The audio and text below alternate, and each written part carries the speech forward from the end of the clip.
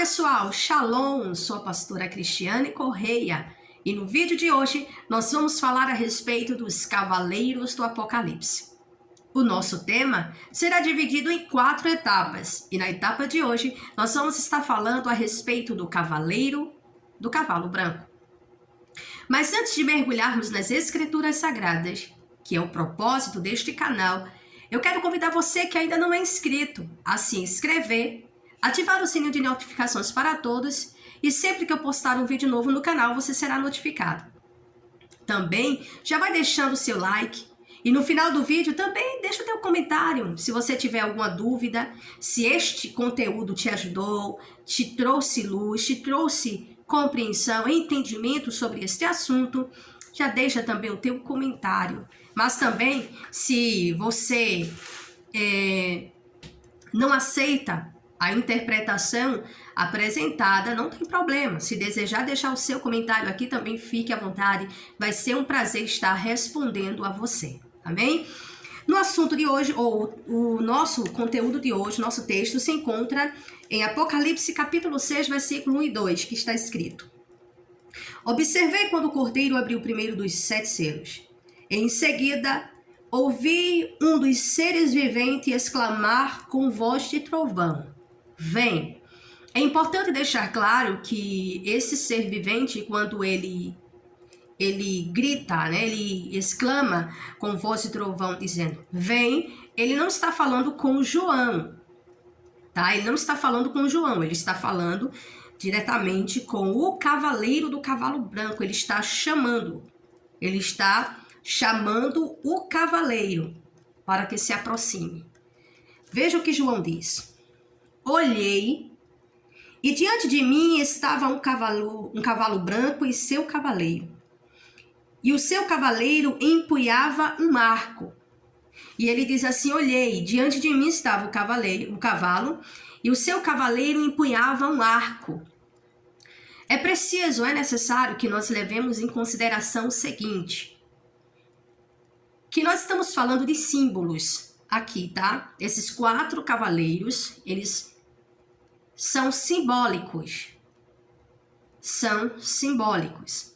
O livro do Apocalipse é composto por muitos e muitos símbolos, tá? Então nós precisamos ter isso em mente. Então, o cavalo branco e o seu cavaleiro, ele representa a conquista guerreira. A conquista guerreira. Sempre quando o exército ele vencia uma batalha, ele, né, vamos lá, o exército venceu. Então, quando vinha para a comemoração, sabe? Sempre se havia aquela apresentação do cavaleiro sobre o cavalo branco. Principalmente o líder, principalmente o rei, né? O rei, quando conquistava, ganhava uma batalha, ele vinha montado no cavalo branco. Então, eu sei que nós aprendemos, né, que aqui é a figura do anticristo e a falsa paz, mas não é. O cavaleiro do cavalo branco não representa a pessoa do anticristo. E por duas razões, há quem defenda isto. Primeiro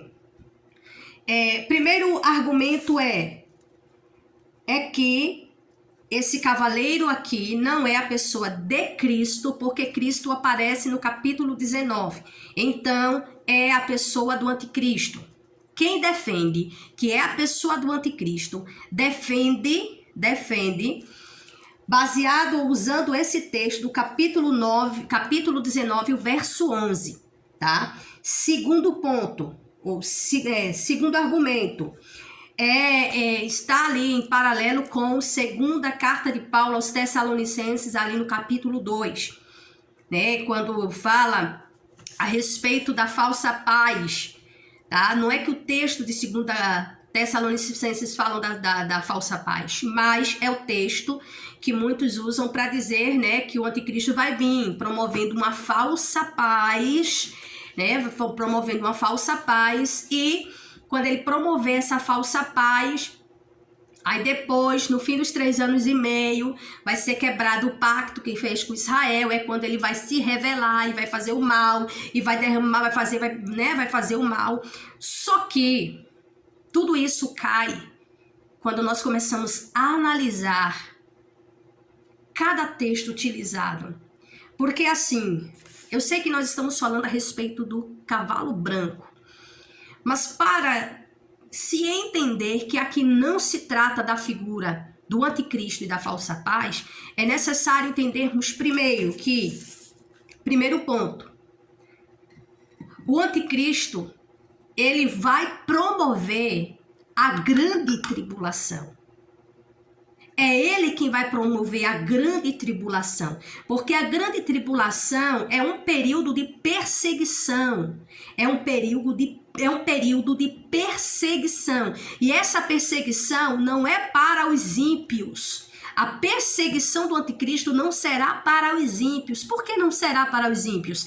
Porque os ímpios terão recebido a marca da besta, tá?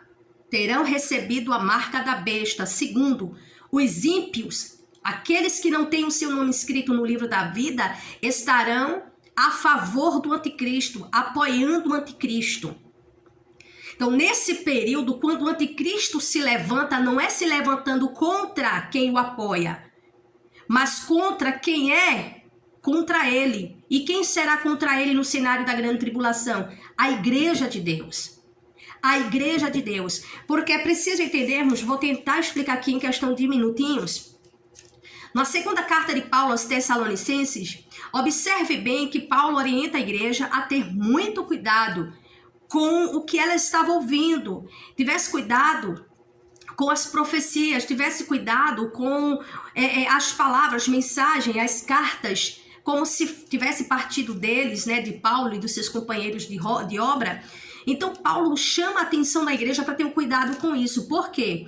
Ele deixa claro o seguinte, irmãos, acerca daquele dia, ou seja, da vinda do Senhor, não vai acontecer. O Senhor não virá enquanto a apostasia não surgir, ou seja, antes da apostasia e da manifestação da pessoa do anticristo. Então você já percebe que Paulo deixa claro que Jesus não virá enquanto isso não acontecer. Então primeiro vem a apostasia. O anticristo, ele vai se manifestar, entenda. Vai se manifestar, se revelar, vai ser um cenário de apostasia. Essa apostasia é o abandono da fé. E essa apostasia será universal. Será em todo o globo terra. Neste cenário de apostasia, a apostasia ela vai surgir, ela vai acontecer de fato a partir do momento que a ação do anticristo, ou corrigindo, a ação do Espírito Santo cessar. E como a missão do Espírito Santo é convencer, referente ao mundo, é convencer o mundo do pecado, da justiça e do juízo, então o que é que acontece? A partir do momento porque o que está impedindo do anticristo se revelar, porque o povo está todo mundo aí, fulano é o anticristo, fulano é o anticristo, fulano é o anticristo, o anticristo é fulano que está representando. Não. Estamos diante da ação, o espírito do anticristo está agindo.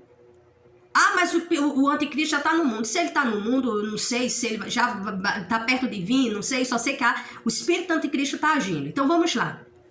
Ele só vai se manifestar no cenário de apostasia. E quem impede que o anticristo se manifeste é o Espírito Santo. Não é a igreja, é o Espírito Santo. Porque quando Paulo disse, vocês sabem o que o resiste até que do meio seja tirado, não é a igreja. Porque nos outros textos nós vemos a igreja no cenário da grande tribulação. Então, quando diz será tirado, está falando da ação do Espírito Santo. Quando o Espírito Santo, a sua ação cessar, é quando a apostasia, ela vai tomar conta dos corações que não têm o seu nome escrito no livro da vida. É neste cenário que o anticristo se revela. Então ele vai vir como o salvador do mundo. Ele vai vir como o Salvador do mundo.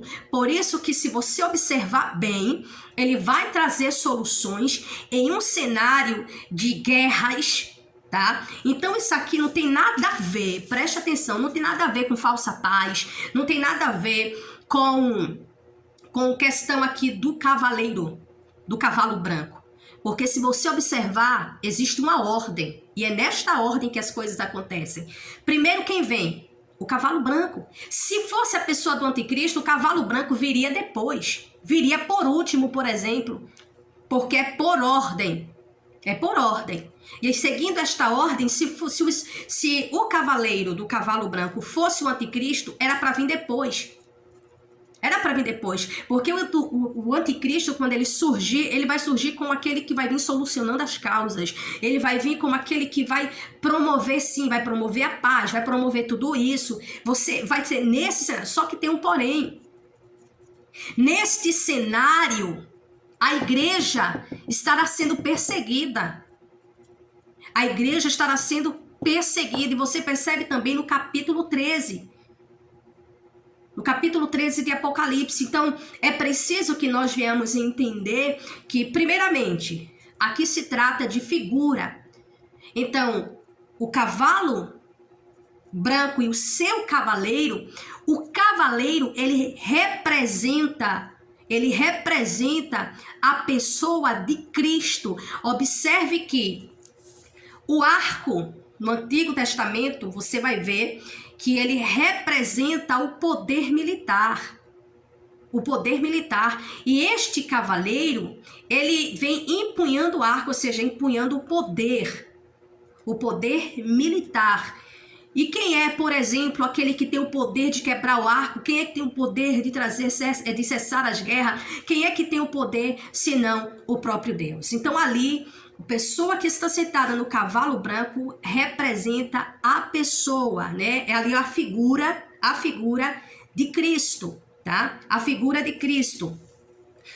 A visão de João referia ao futuro com a imagem presente de seu tempo. Por quê? A gente poderia, por exemplo, por tempo, né, um certo tempo aí a gente não entendia assim, a gente pensa, né, acreditamos e pregamos que ali se tratava da pessoa do anticristo. Mas a igreja, no tempo de João, entendeu perfeitamente o que a visão de João estava ali apresentando, representando. O que significava aqueles símbolos? Eles entendiam porque era conhecido deles na época. Então, embora a profecia fosse, né, a visão fosse referente ao futuro, mas quem recebeu a carta naquela época entendeu do que se tratava. Então, sabia, né, como é que eu posso falar? O que João, quando escreve, João sabia que eles iriam reconhecer as figuras, entender o que representavam. Então, no Antigo Testamento, o arco sempre simbolizavam o poderio militar. Quando a Babilônia, por exemplo, sofreu a derrota ali em Isaías, ou Jeremias, corrigindo, Jeremias capítulo 51, verso 56, mostra que o exército da Babilônia foi, né, preso e os seus arcos foram tomados e queimados e destruídos. Então você percebe que o arco é símbolo de poder militar, tá? Agora tem uma coisa aqui. Esse cavaleiro do cavalo branco, ele recebe uma coroa. Observe bem aqui. Ele recebe uma coroa. Ele não vem com a coroa, ele recebe uma coroa. E esta passagem, ela é completamente diferente do capítulo 19. Porque quem defende que o cavaleiro do cavalo branco aqui no capítulo 6 não é Cristo, defende com o argumento do capítulo 19. Só que tem um porém. Aqui se trata de uma figura. Lá no capítulo 19, verso 11, significa ali literalmente a pessoa de Jesus. João não viu uma figura. João viu literalmente Jesus sentado no cavalo branco. E Jesus, quando vem sentado no cavalo branco, ele não vem com coroa, ele vem com diademas. É diademas, tá? São diademas. Porque no original grego aqui, significa, na verdade, diadema, tá? Diadema, não tem nada a ver com coroa aqui. No original é diadema, no original grego é diadema, não é coroa, tá? Não é coroa. Já no capítulo 6, aqui no capítulo 6, a palavra grega para coroa é estéfalos. Estéfalos, que significa ou quer dizer coroa de vencedor. Naquele momento, observe que quando o cavaleiro vem, ele vem empunhando o arco, que é o poder militar. Só que ele recebe o quê? Ele recebe uma coroa. Aqui ele recebe uma coroa. E essa coroa representava que ele era um vencedor. Por isso que o texto diz, e saiu vitorioso e para vencer. Então aqui não é a pessoa do anticristo. Aqui não é a pessoa do anticristo. Aí você pode dizer, mas Cris, como assim? Veja só. Aqui no capítulo 6, representa a pessoa do anticristo. Representa a pessoa de Jesus. Por quê? Aqui Jesus, ele vem como conquistador. Aquele que vem para conquistar território. E mais, para vencer. Observe o texto. Ele vem e aqui eu tô lendo aqui a Bíblia traduzida de 1611, mas atualizada, King James, tá? O verso 2, ele diz, olhei, e diante de mim estava um cavalo branco e seu cavaleiro empunhava um arco. E foi-lhe outorgada uma coroa, e ele cavalgava alternamente como vencedor determinado a vencer. Então você percebe que aqui, esse verso 2 deixa muito claro, aqui esse cavaleiro ele não perde. Aqui esse cavaleiro está determinado. Ele foi determinado para vencer.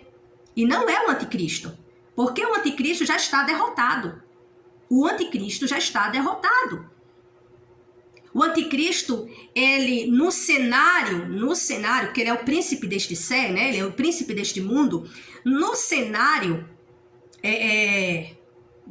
como é que eu posso falar? Da grande tribulação, por exemplo, a perseguição vai ser contra a igreja, não contra os apoiadores do anticristo.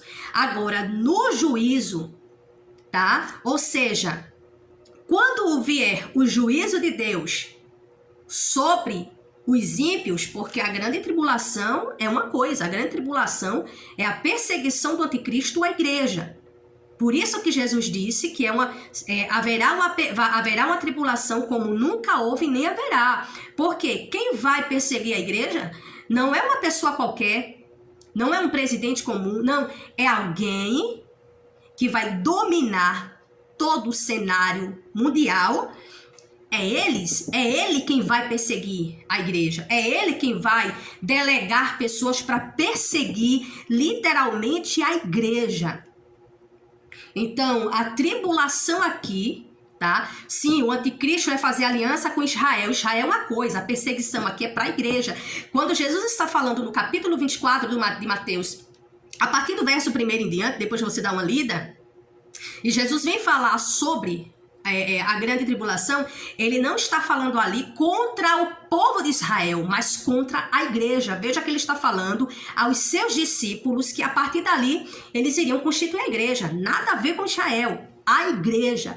Então a perseguição vai ser, a grande tribulação é a perseguição do anticristo contra a igreja.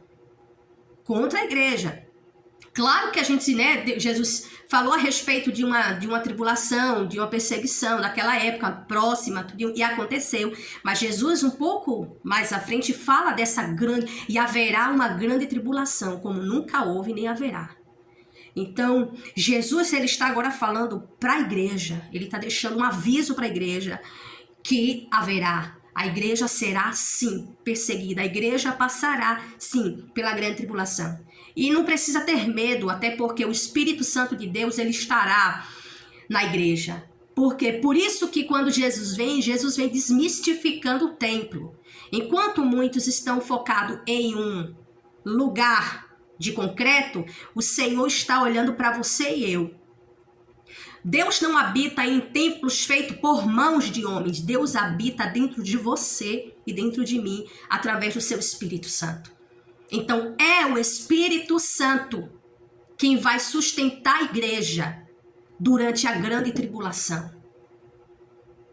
E todo que tem um nome escrito, Apocalipse capítulo 13, você vai ver, todo aquele que tem o seu nome inscrito no livro da vida, eles não vão receber a marca da besta. Você não vai receber a marca da besta porque você não quer receber. Você não vai receber a marca da besta porque o teu nome está escrito no livro da vida. Você já foi selado por Deus com o selo que é o Espírito Santo, tá? Ser selado pelo Espírito Santo, como o Espírito Santo, não é o falar em línguas, não, mas sim ser templo e morada de Deus. A partir do momento que o Espírito Santo está dentro de você, o teu nome está inscrito no livro da vida, você foi selado, então você não vai se perder, você não vai para o mundo, você pode até cometer suas falhas, você pode até estar no processo de santificação, mas você não vai voltar a se lambuzar lá nas imundícias do mundo, não, porque você está no processo de santificação, de lapidação. Deus começou a sua boa obra em você. Filipenses capítulo 1, versículo 6. Aquele que começou, Paulo deixa claro, tenho por certo que aquele que começou a boa obra em vós, a concluirá até o dia da vinda do nosso Senhor e Salvador Jesus Cristo. Então, creia nisto. Aquele que começou a boa obra em você, ele vai concluir. Então, Deus não vai perder você, porque você já foi selado, você já é de Deus e você está na mão de Deus.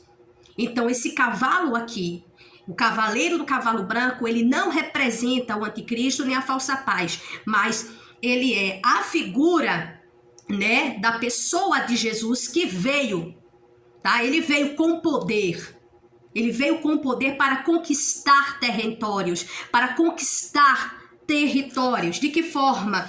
Chamando essas pessoas para o seu reino, tá? Chamando essas pessoas para o seu reino. Por isso que representa aqui, o cavaleiro representa, na verdade, a pessoa de Jesus que veio empunhando, né, o poder de conquistar território, poder militar no sentido espiritual, de conquistar território, e também representa ali o evangelho de Jesus. O evangelho de Jesus. Você percebeu que ao longo da história tentaram destruir a igreja, tentaram acabar com a igreja. Sabe por que não acabaram com a igreja? Não é porque a igreja pode, a igreja é forte. Não, foi porque Jesus já declarou, dizendo diante do próprio Pedro, no capítulo 16, se não estiver enganada, de Mateus, quando o Senhor diz assim, tu és Pedro, e sobre esta pedra, ele não se referia a Pedro, mas ao próprio Cristo. E Jesus disse, sobre esta pedra eu edificarei a minha igreja e as portas do inferno não prevalecerão contra ela. Jesus estava deixando claro que o inferno não iria pará-la. E porta do inferno aqui também representa a própria morte. Jesus estava dizendo, nem a morte vai parar a minha igreja. Muitos morreram, mas a igreja não. Você pode perceber que, olha aí a igreja, já há mais de 2000 anos aí a igreja está aqui. Através de quem? Através da pessoa de Jesus. Porque é em Jesus que a igreja está edificada. Então, o evangelho do Senhor Jesus sendo propagado pela sua igreja, pregado pela sua igreja ao longo dos séculos. Já estamos aí com 2000 anos. Tá? E isso por quê? Porque Cristo é a base da igreja, Cristo é o dono da igreja, Cristo é o edificador da igreja, Cristo é aquele que tem o poder espiritual, o poder militar para conquistar território, chamando almas, chamando vidas para o seu reino. E lembrando, ele recebeu a coroa de vencedor, ele recebeu a coroa de vencedor. No capítulo 6, a coroa aqui é Stéfalos, que significa claramente coroa de vencedor. Naquele momento, quando aquele homem sentado no cavalo branco, ele recebe a coroa, aqui estava se dizendo, vai e vai para vencer, vai porque você não será derrotado. Cristo não é derrotado. Amém? Aí eu quero concluir agora dizendo uma coisa para você. Se aqui se tratasse da pessoa do anticristo, que vai vir sim, promovendo uma paz falsa, esse cavalo branco não viria em primeiro, mas viria por último. Você já parou para pensar nisso? Viria por último. Então, espero que você tenha aí compreendido. Se eu não fui muito clara, eu não quero, para que o vídeo não fique tão longo, tá? Tão longo, eu nem esperava avançar esses minutos todinho aqui, mas porque temos muito conteúdo, ainda vamos falar aí mais sobre 3 cavalos, né? Então, que Deus ele venha te abençoando poderosamente em nome de Jesus. E se houver alguma dúvida sobre este assunto, pode deixar nos comentários que vai ser um prazer aí estar esclarecendo para você. Amém? Que Deus abençoe a todos e não esqueça de deixar like, de se inscrever no canal, ativar o sininho de notificações para todos e sempre que eu postar um vídeo, vai ser você notificado. Amém? Que Deus te abençoe, um beijo no coração de todos e shalom para vocês.